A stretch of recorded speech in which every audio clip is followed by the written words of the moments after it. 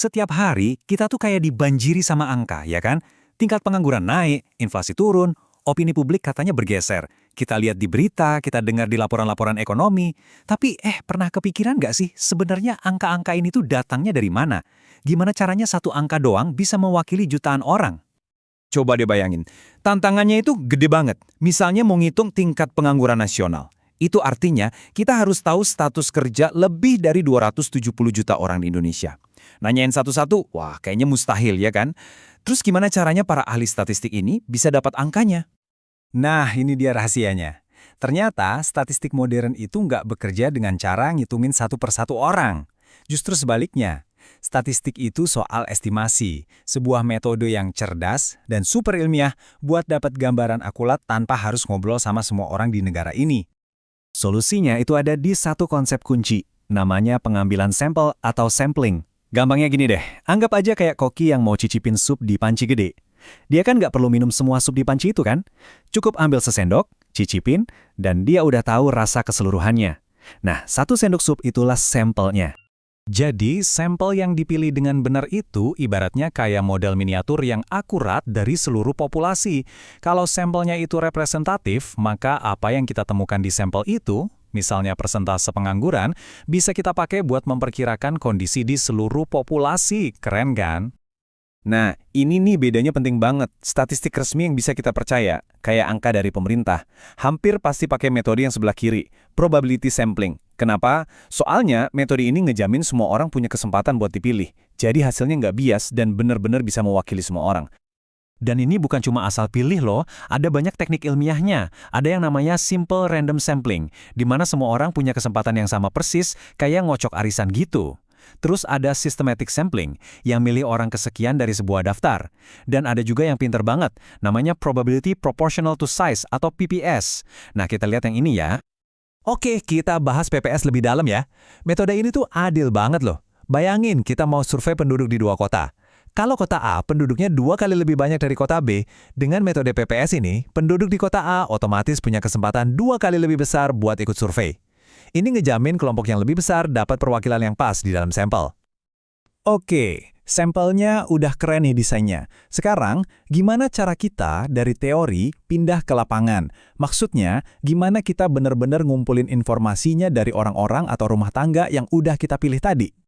Umumnya sih ada 2 cara utama. Kayak yang kita lihat di sini, pertama ada wawancara langsung, tatap muka.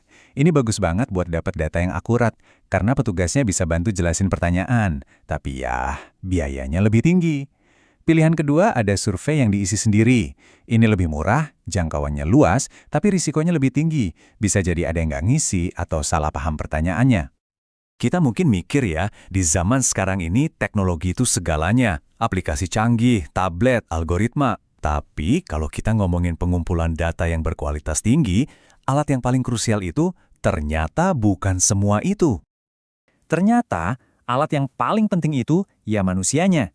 Petugas lapangan yang terlatih dengan baik itu kuncinya.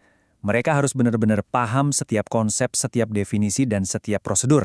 Soalnya, tanpa mereka, desain survei yang paling hebat sekalipun bakal ngasilin data yang nggak akurat. Data yang baru aja kekumpul dari lapangan itu ibaratnya kayak berlian mentah. Masih kasar, kotor, dan nggak beraturan.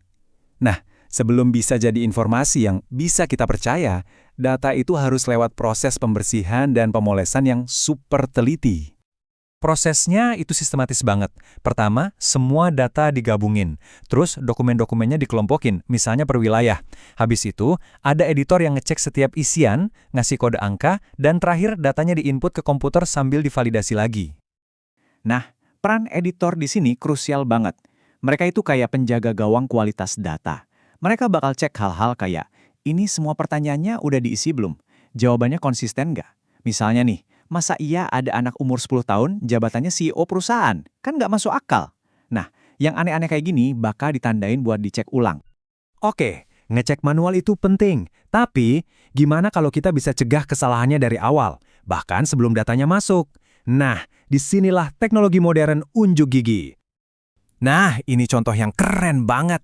Lihat deh, softwarenya ini udah diatur dengan aturan validasi.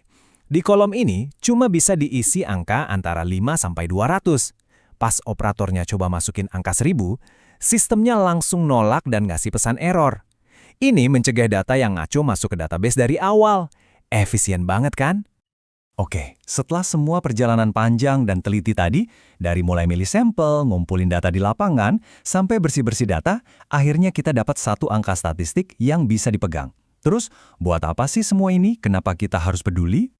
Karena gini, data yang bagus itu adalah fondasi dari masyarakat yang berfungsi dengan baik.